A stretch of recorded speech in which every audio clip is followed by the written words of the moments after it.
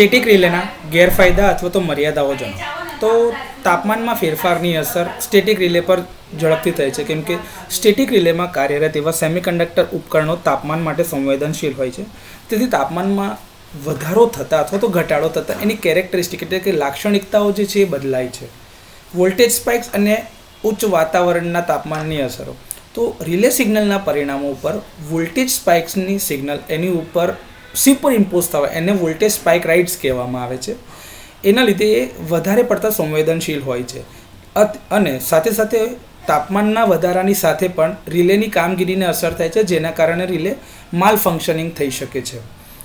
વિશ્વસનીયતામાં ઘટાડો. ઘણા બધા કમ્પોનન્ટ્સનો ઉપયોગ થાય છે અને ઘણા બધા વાયરિંગ અને શોલ્ડરિંગ એકબીજા સાથે કરેલા હોય, તો જો આની અંદરમાં તાપમાનમાં વધારો થાય તો બની શકે કે શોલ્ડરિંગનું જે વાયર છે એ મેલ્ટ થઈ જાય અને શોલ્ડરિંગના લીધે કોન્ટેક્ટ છૂટો થઈ શકે છે.